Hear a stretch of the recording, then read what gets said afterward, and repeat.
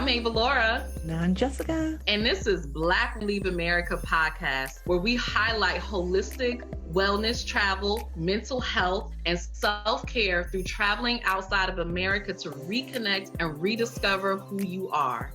It's time for us to leave any condition that disrupts our peace.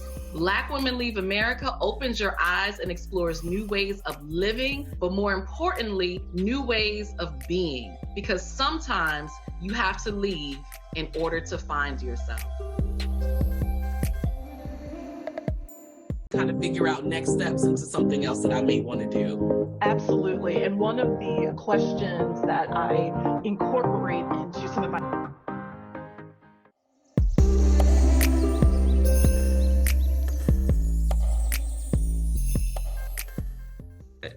So Sawida, tell us a little bit about leaving America. First of all, why did you want to leave? What kind of prompted this action to go, you know what? Yeah, I'm gonna bounce out of here. What year was that? And then what was the first thought around this was summer 2020, and everybody who remembers summer 2020, that was after the lynching, I will call it, of Freddie Gray, and just the whole like Black Lives Matter uprisings and all of that. And I just really was just like, the pandemic was already going on. I was in an organization that was remote, so I'd been home since like middle of March, and it's like starting to see, it was June, and I was starting to see like all these welcome visas programs across the world.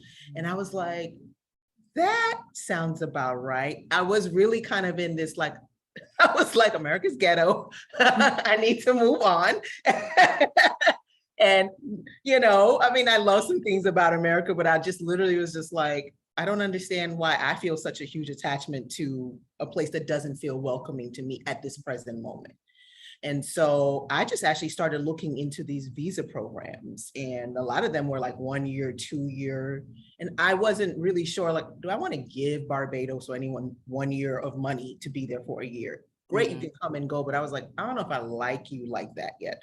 So, I wanted to date. We dating, let us date. Yeah, I wanted to date around. I want to kind of Tinder swipe some countries, And so that's what started my journey. And I actually opened it up to some friends, and there were some people who were like, yes, let's do this. And then of course, they had to ask employers. And in the end, it ended up being like only one other friend who was like, got the green light from their employer, like, you can be wherever you want to be.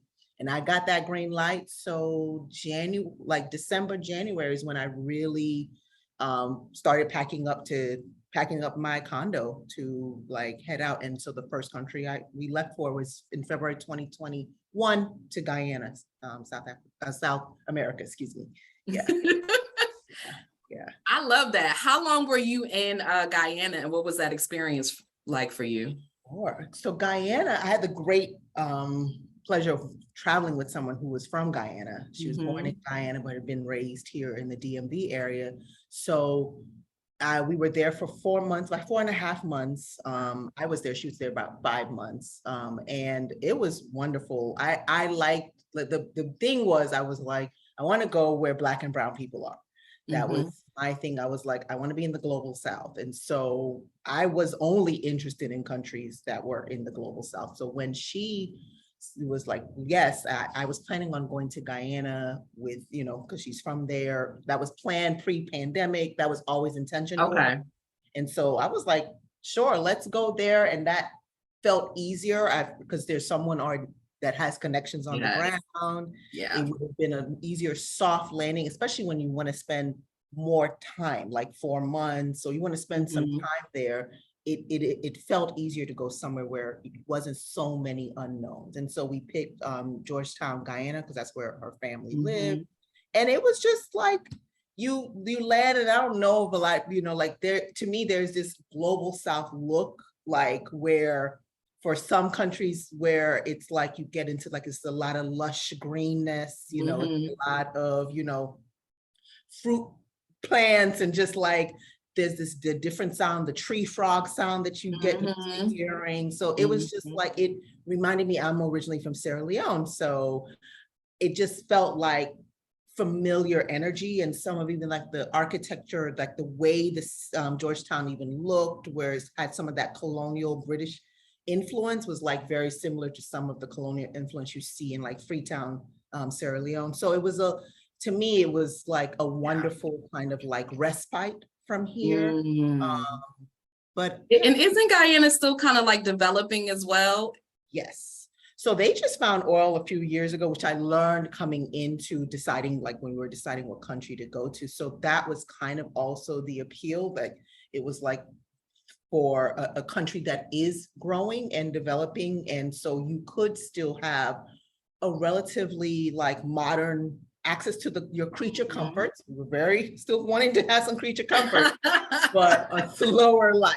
So it was just like, that was what was fun. It was like the happy middle of, you had that slower life, but if you still wanted to be like, look, I need some food, I don't have time to go out. They had their own version, like a Uber Eats, where you can order food and get it to your house. So I like that it allowed for, you know, to slow down, but not lose some of the things that you just get used to here.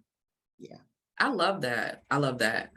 What I love about how you're doing this, I think that's different, because a lot of women that we're talking to have literally moved to another country. Like they, you know, they've been there for a while, and they might be going to different countries, but they're settled. I love that you said, no, I want to date different countries. Like I want to try you out first and see what's going on.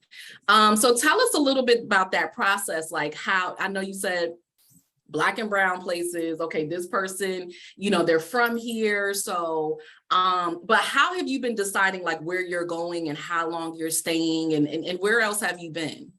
So, how I've been deciding is really once I saw how it made it easier to have someone, or to know at least one person on the ground, I've been kind of just like talking to people like, I want to go here.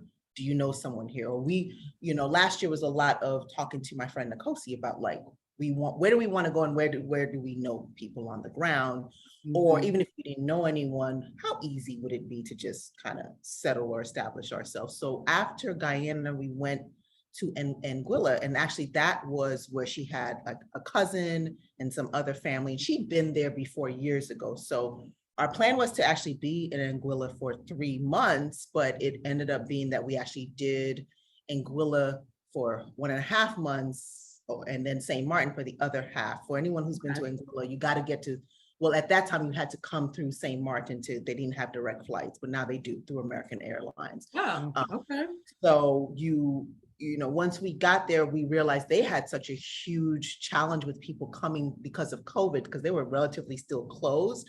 And so we were like, we had all these plans of people to come visit us, like they visit us in Guyana, but it was like, even Nkosi barely got into the country. And so we were like, okay, let's go to St. Maarten. So that actually became an unplanned kind of place we stayed. And then for me, I've continued on, and I've been to Senegal and Gambia. And in Senegal, I had a friend who had just moved there.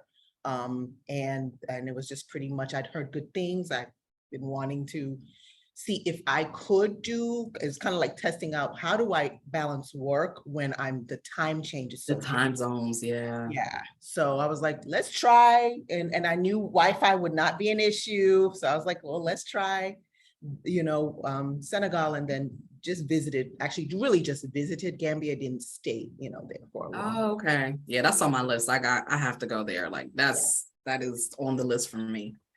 So yeah. So that's really what's shaped it out, was who do I know on the ground? And then because I am nomading, how easy will it be for me to manage working and still kind of like getting, you know, acclimated to that wherever I am, whatever city or country that I'm in, and get some time to really like spend some time there. Because I'm someone who's like, I want to be able to, if I can, go visit other places in the country, not just where I'm staying, you know, like not just be in Dakar, for example. I wanted to visit other places.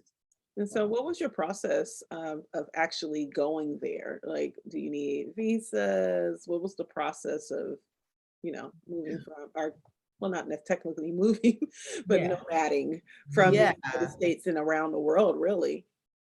So most of the countries, if you have a US passport, you don't need visas because of that US passport. So the biggest process has been figuring out at that time last year, what were their COVID protocols? And so do I need to quarantine for 5 days, 10 days, 14 days in some places? And so it was kind of thinking like, well, if I'm going to go somewhere and I had to quarantine for 10 days and I need to be there for several months, I'm not going to quarantine for almost 2 weeks and only stay for 3 weeks. That wouldn't have made sense. And so that was my process really was, well, where can we go? And I will say we sometimes, and I, because I've done this by myself and then also with my friend, where it was like, where can we easily go without the visa issue? And then also, where is it not a huge wahala for COVID? Like, cause I really didn't, I mean, we came back from Guyana with the idea of we're going to get vaccinated so that we could also, that opened up more where you could go. There were countries that were very much like, if you're not vaccinated, no, thank you. And so that was also a guiding factor for us. Yeah. And so as you kind of go back and forth between, being a nomad and then also, because right now you're back in America, what are some reasons why you come back, right? Because I know we talk about leaving a lot, but there's also these, connections and family and things that you have that are reasons why you come back. And so when you come back, what are some of the reasons why you come back? And then how do you navigate the two? Like, okay. So the first time I came back was wanting to get vaccinated. It's very hard to get the Pfizer or the Moderna, those vaccines in some of the global South countries. So if you wanted the Russian or the Chinese, you can get those. But if you wanted a vaccination that was going to be accepted by all countries, in essence, it was easier to come back to America. So that was a motivating factor for coming back when we did, because we were already planning Anguilla for like July. And so it's like, well, you knew you had this like 2 dosage thing and all that. And then the second reason was, after spending that time in Guyana, I was very clear that I didn't actually want my condo anymore. So I came back to actually pack up my home and put it on the market. And I needed that downtime to do that. So I spent like 6 to 7 weeks to just get it packed up. I'd already downsized a lot of things when I did the first trip, because I was already thinking like, no one's going to be in my house for 4.5 months. Why do I need electricity running a certain kind of way? So like I made sure like, okay, let's leave the refrigerator door open, unplug it. Let's like turn down, like literally there's only lighting available on in my home, but nothing, all the appliances were turned off. So I was already thinking about like, I think I went into the nomading with a level of like, I know I want to I'm dating countries. Eventually I will need to release this condo.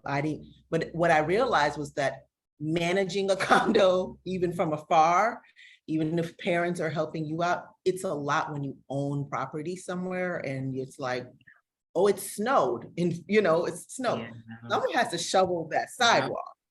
Yep.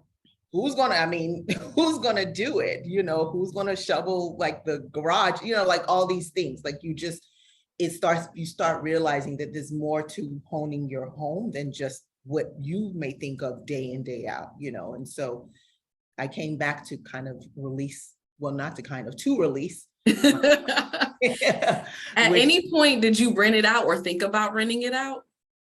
I think I never wanted to rent it out. I was like, I could do Airbnb, but I kind of never really was interested in like someone else would be there all the time. I really was like, I'm either going to sell, I'm going to do Airbnb, but I'm not going to actually become like an ongoing landlord, because I felt like that would also still require a level of management or having like a property management company. And I was like, don't really feel like that either. So yeah. No, I get it. Like that, I think, you want to be free, and then you still have this thing that's like anchoring you there, so you can't totally be free.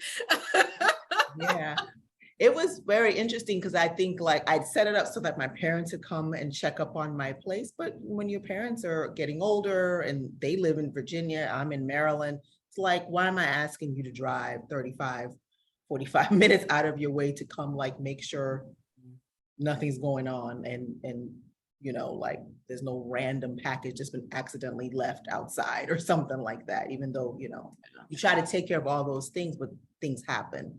So it felt like it was keeping me tethered in a way that was causing me like back of ground stress. Because whenever I heard it was snowing, I'm like reaching out.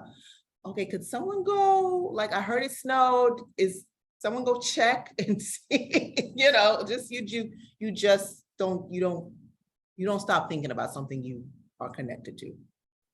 What were some of the like mindsets and things that you had to adapt, or was there any that you need to adapt in order for you to actually leave? Because that's a huge step to say, I'm going to go outside of the country. And I'm actually, like you said, dating different countries. I feel like there may be some, well, I'm going to say the word fear just for a lack of better words, but I feel like there may have been some things that I would be feeling to leave. So were there some things that you had to overcome? I think the biggest thing I had to overcome was just I had gotten used to what community felt like here in the DMV area. And I'd been here at that time, I'd been 19 years. So it was like, am I not going to be able to recreate community? Because you think once you've created it, like, that's it. Like, these are my people. This is my tribe. There's no one else out here that can be part of my tribe. And you're like, I don't know why we think that, because it's like, tribe is just people that you've had affinity to as you got to know them. So that was a big kind of like, which is I realized why the first time I did send it out to friends, and with each trip, I like, even when I first got to Anguilla, I got there before my friend got there. So I had 2 weeks and I noticed like I felt connected to the place and started to get to know people before she got there. So that realized that was also a version of a safety net.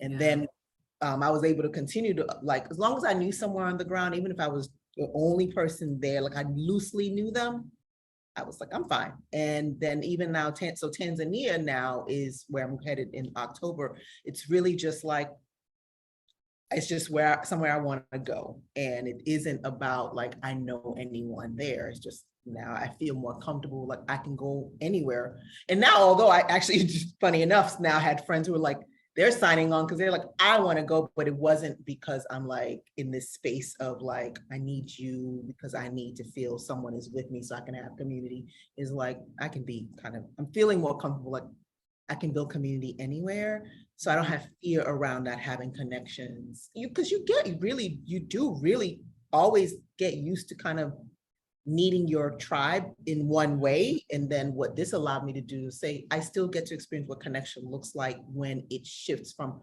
we get together for brunch, but to like, all right, let's be intentional. Let's plan a Zoom call. Let's catch up a different kind of way. It just taught me to be more intentional, like how I spend time with people. And it actually made me value like, oh, this is something you can't take for granted. So. Yeah, I love that, because I think for people, I'm always thinking about our viewers who are watching this and listening to this, who are like, I want to do that, right? So to know that, like this is your experience and you get to create it however it's going to work best for you. And so for you, you wanted that safety net at first, you wanted to kind of, dip your toes in the water and expand. Now you're like, okay, I'm all had at this. I got this. Like, I don't need y'all no more. Like, I want you, but I don't need you. I don't need you. Yeah. And now I realize like I can go, there's someone that's going to be there for me wherever I go, and it's funny enough, I've been reading, drawing a blank on Jessica Nabongo's the Catch Me If You Can. And I was just like, yeah, I get a lot of what she's saying in that. It's like, you can go anywhere and find people that are your people, whether it's going to be the person at the front desk at the bungalow place that you choose to stay, or it's going to be the person who gives you a manicure or pedicure, that you have to show up differently in how you befriend people. You have to become someone who's friendly in a very different way. You know what? And I think that happens when you are out of the country. It's like a really weird thing, you know, like when you're not at home, you kind of get stuck. Like I was just telling someone, I don't really know my neighbors and I don't like the ones that I know. It's really sad, but it's just true. But if I was like moved somewhere else, right? If I was out of the country, I would intentionally want to get to know them because I don't know nobody here. Yes. Like, so I have to be intentional in showing up and really being nice and getting to know people because I have no one. Yes. Yeah, I definitely, I felt like I did that, and especially in like, that's what I've left each country with. Like, I now have names of people I can call. Like when I'm back, I'm like, hey, because I had to put myself out there and not just like, just be like a tourist. You do have to show up different when you are moving somewhere, even if it's for a short time. Yeah. What's the shortest amount of time that you've been a place, and what's the longest amount of time? The longest was the 4.5 months, and the shortest was about 3.5 weeks, almost 4. Yeah, so a little bit under a month. So if somebody's saying, you know what, I want to do this, like, what do you think? Is there a sweet spot in how long you stay in a place and really kind of get to know it and discover it? Yeah, it's the size of the country, like, and what you would want to explore. Like, I know, like, some places I don't need to see everything they have to offer. I'm fine with, like, give me an area and I'll explore the region. And I feel like you can do that in under a month. Okay. But if it is kind of like, and also think about your work schedule too. Like, if you know there's a lot going on at work and it would benefit you to be stationary for, you know, and get through some things at work, then stay as long as needed. But for me, I felt like if it's about exploration, you can do that. To me, 3 weeks minimum feels right, where for you to get over whatever jet lag, but also to explore and feel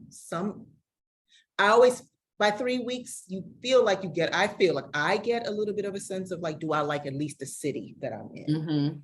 And would I come back to that city? I may still have some questions about the entire country, but maybe that particular area or that city, I would have gone to enough restaurants, I've gone to enough places to be like, I like it here, you know, and I would have known where the grocery stores, like the things that you need to get acclimated to, you would get enough information about that, like within 3 to 4 weeks.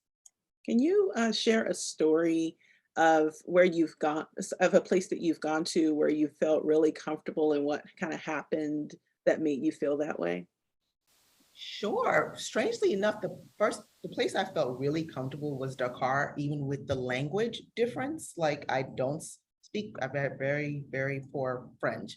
And of course, then I don't speak Wolof. So it was what it was the way that they welcome you. They have this thing called Taranga, which is like their welcome, like their own way of being welcoming. And so that felt immensely comfortable for me, just a place where people are more like, oh, the people recognize my last name, you know, which is important. Like, we're like, Kamar, oh, and everyone's like, oh, are you from Guinea? I'm like, well, no, I'm from Sierra Leone, but my father's from Guinea. So there's these things where there's an inquisitiveness around who you are and where are you from. And I could, like, even like you go down to eat, like where I was, the bungalow village I was staying in was awesome, because people are like, the people who came to like turn over the room or whatever would just be like, do you need anything else? I put some extra soaps for you. Like, there's just a way of making you feel welcome. And I do personally think, like, for me, like, some people have experiences where they feel like Black people in other parts of the world don't necessarily resonate or vibe with African Americans. I have not experienced that. I've actually felt like that was like made you like a moth to a flame. Like, people felt like a level of like, ooh, they would hear your accent and they had more questions, or they wanted to, you know, befriend you. So it's kind of noticing like when someone is even like asking you questions and taking a pause from whatever you're doing. So I hope that answers the question. But yeah, no, do you have a specific story of an experience? Sure. Well, I think the main story was like, one of the, like, I got connected to someone who's going to be like my unofficial tour guide while there. And just the level of like, just seeing like, coming from wherever he came from to come meet me at the one resort I was staying in, and just like okay, and then he brought a driver, he had arranged for the driver to take me somewhere else that I was going to go. And it's just like seeing like when someone or when people feel like they're here to make themselves available, or just like they have to kind of, maybe it's just a mental thing around, we welcome those that visit us and we're going to treat them a certain kind of way. And so that then is like, well, where do you want to eat? And, you know, and that was before I even came on ground. It's just like, there's a level of like, so they're preparing for you. I'm preparing for you. And we don't get that in America. Like, wow. No, I don't think I felt more hosted in outside of America. Like, people truly are hosts, even if you are an absolute stranger. Yeah, even like another person I got connected to, he took a taxi, he doesn't even drive, and he came to just like see me at the hotel and just say, yeah, I know you're a friend of so-and-so, so I just wanted to at least come and greet you. And that was it. It wasn't like, there's no expectation. It was just like, it's so different. It was very different. I'm just going to show up for you. Yeah, it was just like, I know you're here. Yes, your friend is here, but she's working. So, hey, what are you doing today? Okay, well, I'm just going to come by. And, you know, that's it, you know. Yeah.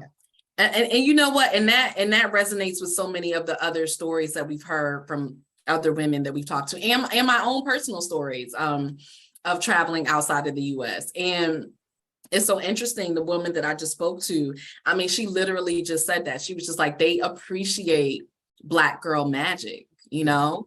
And she was like, we get celebrated here for who we are, where, you know, in the US, we're not celebrated. We just here. We just here trying to make it. And you leave and you go somewhere else, and they actually like, we're happy you were here. We want to be around you. Yeah. You know, we appreciate you. I was like, that alone, I'm ready to, you know, pack my bag and go. I know, it kind of gives me like what? Yeah.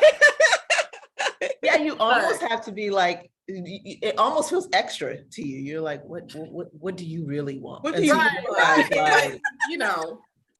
Hey, yeah, so-and-so connected, said that you were going to be in country. So, hey, I'm reaching out. Wow, you could tell me, it made me think about like, how do I welcome and host people? Like, you know, if someone says my cousin or so-and-so is coming to visit, I think I may wait for them to reach out to me. Be like, well, when they're here, if they want to do something, I would never say, well, let me just reach out to them. Like, hey, what do you want to do? Anything? What do you want to do? Do you have some ideas? Even now in Tanzania, I've met a woman who has family in Arusha, we're going to Dar es Salaam.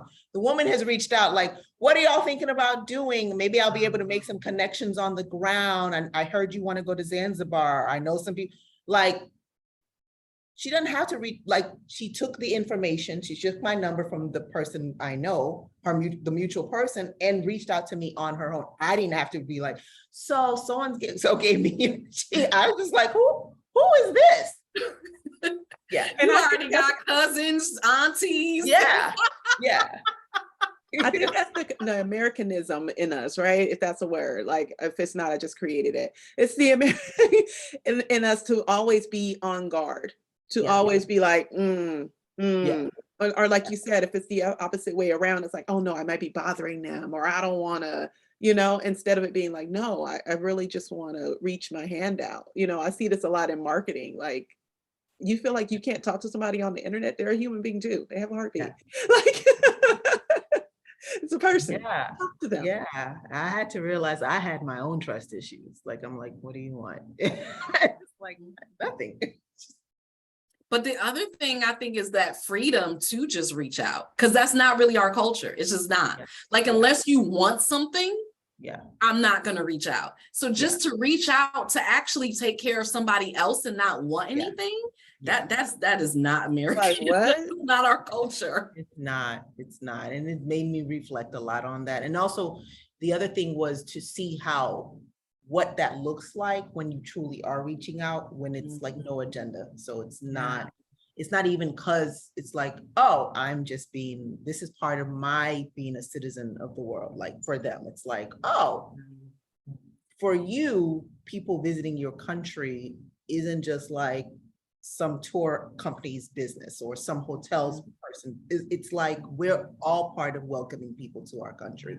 Well, I don't think I've ever really felt that here. It's like, I know lots of people are tourists. I see them in DC. You see them everywhere. You don't pay no attention to them. You pay no attention to like, no, they are not special. They're not special. We might hear all the different accents. I don't think I ever, oh, where are you from? I don't think I've ever asked anyone that. And I got asked that everywhere. And I was like, that's so sad. We so jaded. I know. Can you imagine being like, hey, welcome to Oakland? Like, it's like, I'm not gonna do that. I'm not gonna be like, okay, I hear, it sounds like you're speaking French. Where are you from? It's your first time this. I'm gonna mind my business. Right, exactly. You just gonna keep on going. And some people are gonna be like, why they not speaking English? right. Or like, I have a whole attitude. We in America, why are you not speaking English? Yes. You're right. So do you find that you're building like more authentic relationships? I would say I'm building, not necessarily more authentic, excuse me, but I'm building what I think feels like less guarded relationships, where so we're kind of being able to be more vulnerable. And because I've had to learn to also in that be like, oh, people want to help. You also have to get comfortable with asking and accepting, right? And accepting, yeah. Which when you That's like to do for yourself, and we have some of that in the Black woman magic.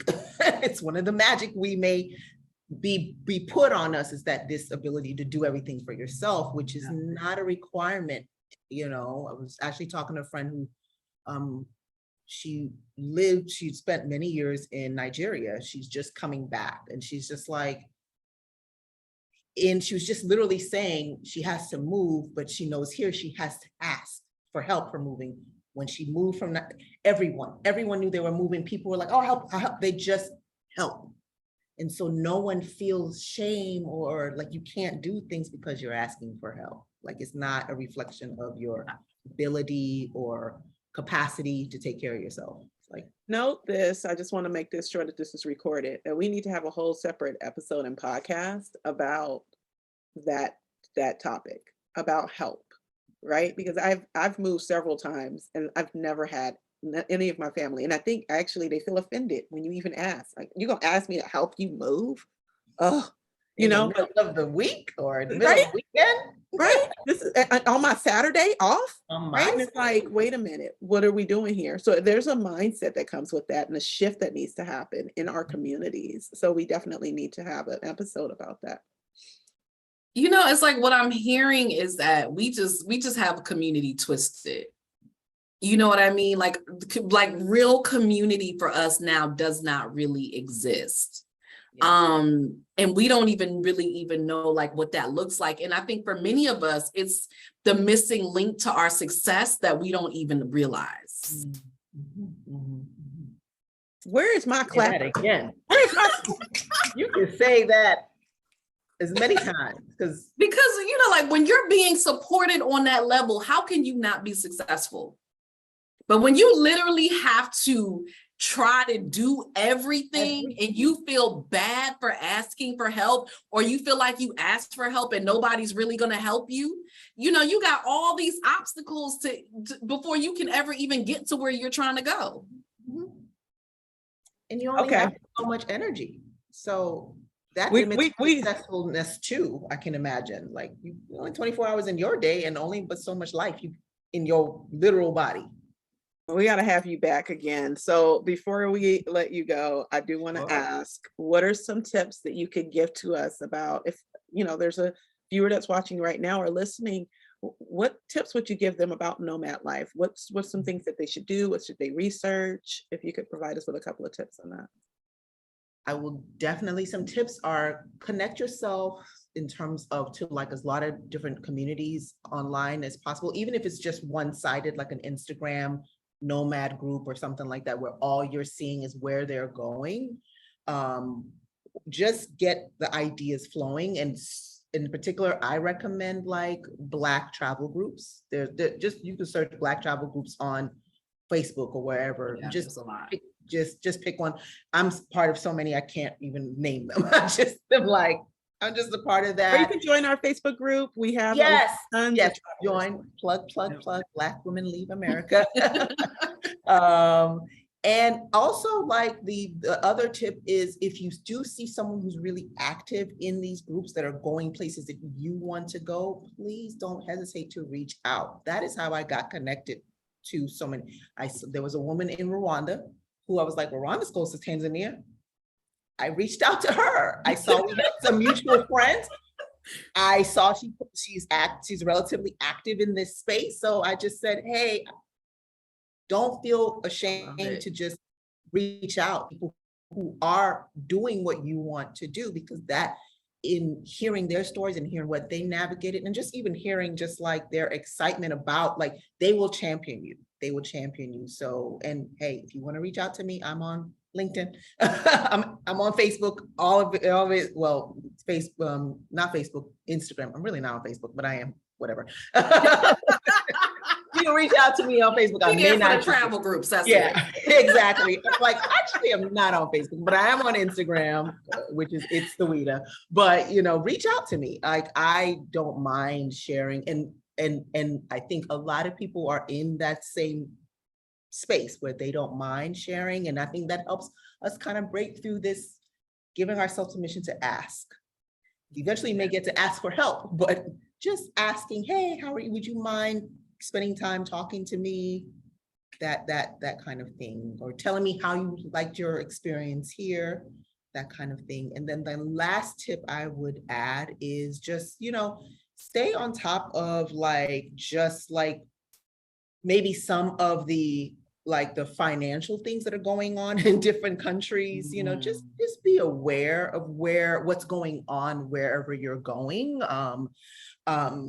Be mindful of countries that maybe be going through like some kind of financial hardship, whether they're in recessions or just those type of things, and really think about, well, where do you want to?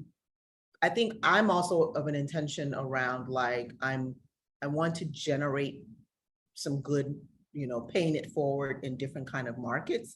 And I think a lot of us, no knock to those who want to necessarily go to more developed countries, but I think sometimes they need the tourism, and be aware of hey, if they're trying to really grow and put their country or their city on the map, be the tourist who goes there and shouts them out or puts that on your Instagram, so that their visibility can increase, because I think a lot of people just go to, I don't want to speak, but I think there's some countries that are just pushed out there. Yeah.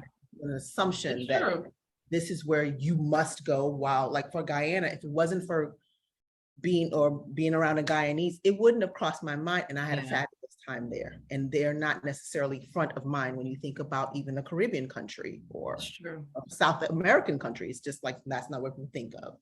So just be aware of where they are. I enjoyed being in Guyana in a time when it's growing, and most people don't even know it's Guyana and not Ghana. Like they I know. That too. I'm like, it's Guyana. It's Guyana, and it is a Caribbean nation, but it happens to be in Latin America. All these things are true. I was one of them. I'll correct myself from now on. So are you still dating, or are you kind of twiddling down to kind of where you think you might want to settle? Well, I had not gone to the East Coast of Africa. So that was it was either Rwanda or Tanzania. So I'm going to Tanzania. So I feel like after that, because I had some affinity for some places, again, just from reading or researching, and just being in these groups where I saw a lot of people were able to go and settle. So, and I think my favorite place again is Senegal. I think I probably need to brush up on my French to really feel comfortable there. Didn't the same women, the book that you referenced, I can't think of her name. Didn't she say that? I thought she said Senegal was one of her favorite, but now she said the men, but I think she said Senegal was one of her favorite places. She's right about the men too. I was like, oh, wow. I've met some beautiful Senegalese men. Like, wow, I've never even been to Senegal. Senegal, Literally but I've met them. They are beautiful. Yeah. I was like, even on the flight, I was like, oh, okay, wow. Yeah. I'm gonna just say yeah. Yeah. They already think I'm African anyway, so yeah. Yes. Yes, you are. You are. Yeah, you know, you already are.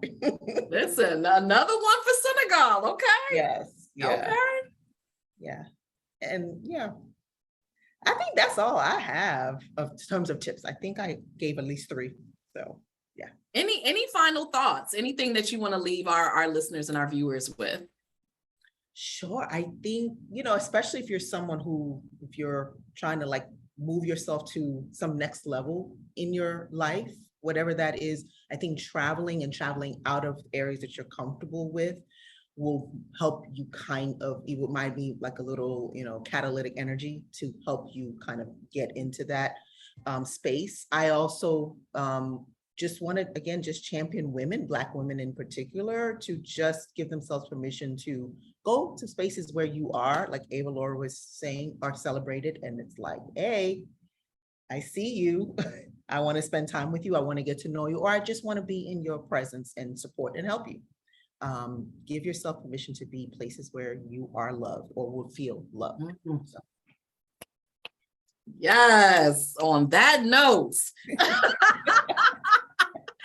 Thank you so much, Sawida, for being here. This has been awesome. Thank you all for watching and listening to Black Women Leave America, where Black women have to leave in order to find ourselves. We'll see you next time.